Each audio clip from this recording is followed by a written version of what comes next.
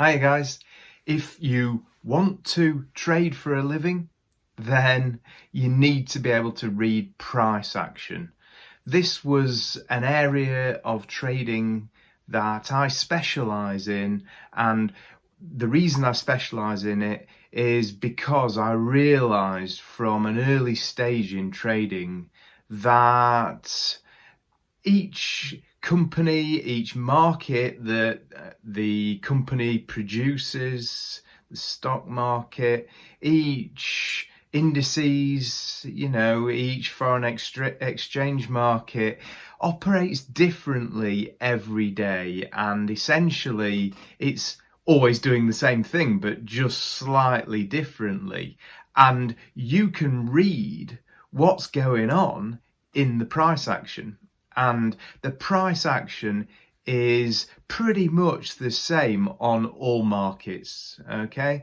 The volatility, the volume is different on each market, and sometimes there are news events, a company has news, or an economy has news that change fundamentals within the market, and that affects the price action. However, if you are day trading, and I decided to day trade and become a specialist day trader, then you need to read the price action and ignore the fundamentals, because the fundamentals will become apparent within the fundamental changes will become apparent within the price action, and it's likely that the price action will give you clues before the changes take place and take effect.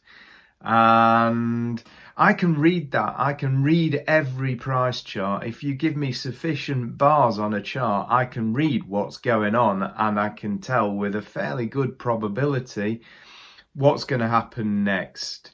And that's what I teach in my trading courses. So let's go ahead now and have a look at a couple of charts. My sort of trading is in and out trading. It's going long, it's going short, it's regular trades, and I take trades according to a system that reads price action.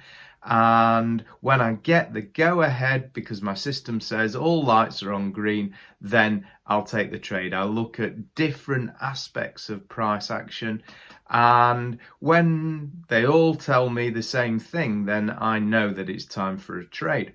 And so that's what I teach people. I teach them the 3 C's, which is context, content, and confluence. Once you've got all of that in the market, then you're good to go.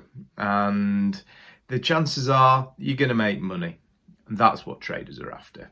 So let's have a look at some price action, and I'll begin to show you and give you some insights into the sort of things that I look at. Okay. Alright, so this is the market that I've been trading this morning, and this is the price action. Okay, this is a 5-minute chart, and is one of the charts that I use to day trade. And basically what you've got on here is you've got price data in 5-minute intervals from 10 o'clock last night through to now, which is 10:30 in the morning. Okay, so all of this is outside of market hours, and then the market opened at 8 o'clock this morning here, and this is what I've been trading this morning, trading during market hours.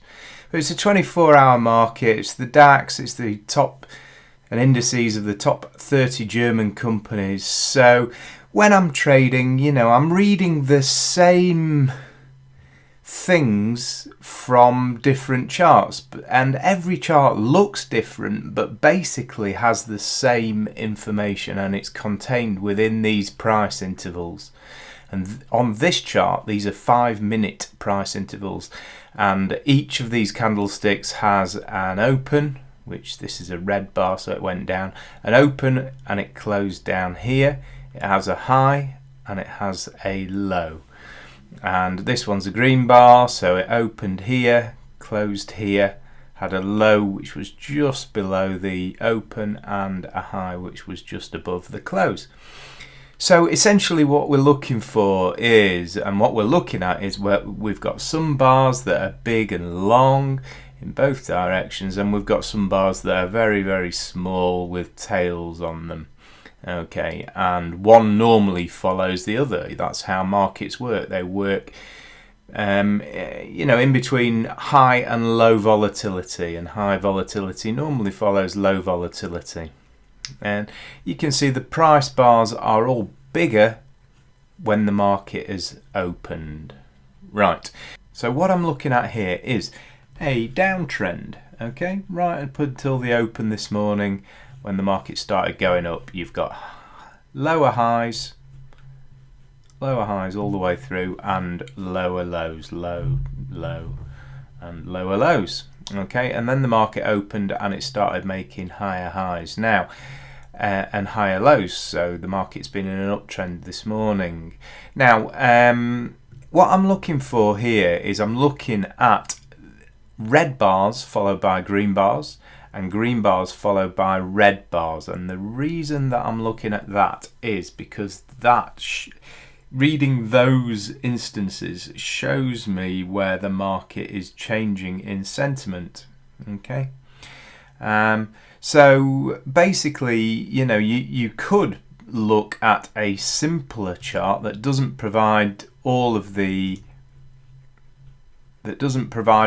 information, which is this one. This is a line chart, and in here you'll have had a green bar followed by red bar, green bar going up followed by red bar going down, and it's this interaction. Down here you'll have had a red bar followed by a green bar. Okay, it's this interaction is very important, and this is the sort of thing that I look at. Okay, so red bar followed by green bar. Okay, so we're in a downtrend. Now, what happens in a downtrend is, in this bit here, is that you can see the size of the red candlesticks. They're big. They tend to be bigger than the green candlesticks that preceded them. And so what's happening here is the market went down. This was a big breakout there. Big breakout, several red bars on the trot, big red bar here. And then the sellers decided to take profits, lost interest for a bit, waited for the market to come back to its average, a good value, and probably to its average on one time scale anyway. And then the buyers kind of lost interest here. The sellers started to get interested, and the market went down. So that's what happens in a downtrend. The market plateaued, the sellers lost interest for a bit, but there was no real buying interest. That was quite a big red bar, a couple of green bars followed by a big red bar, and you've got an entry there to go short.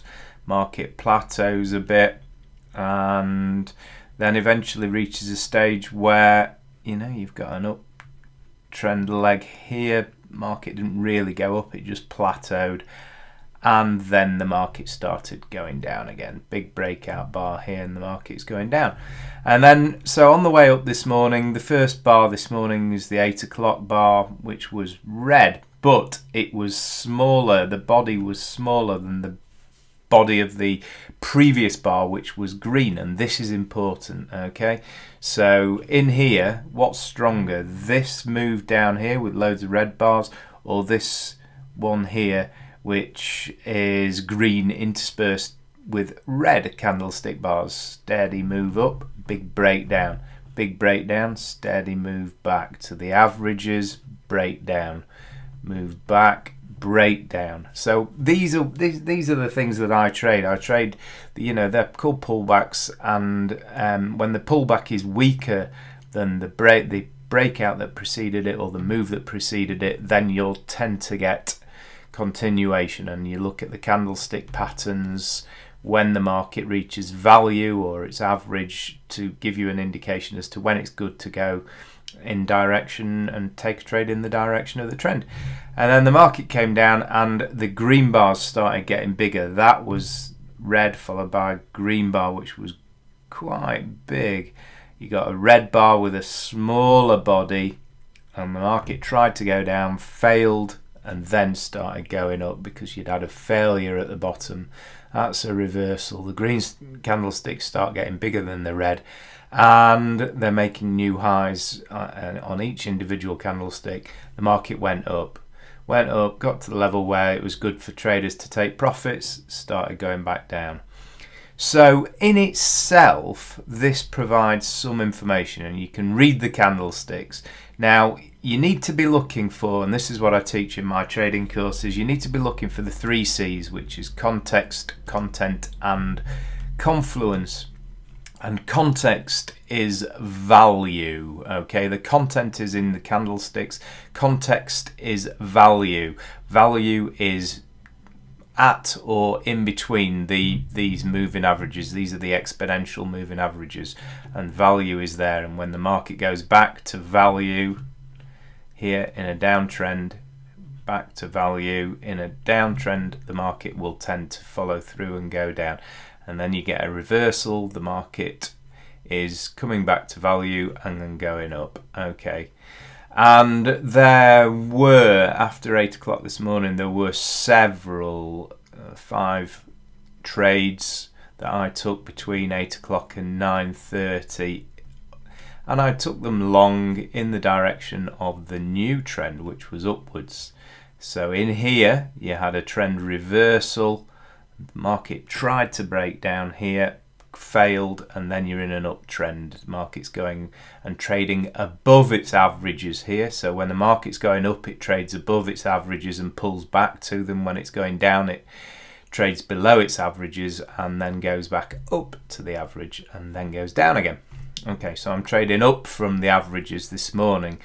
And the only thing left is to find confluence, which I do use another indicator which shows me and gives me confluence. So that's the type of trading I do. It's quick in and out trades, and I don't just use one chart. I'll use 2 or 3 charts. This is the 1 minute chart now that I used this morning from 8 o'clock, and let me just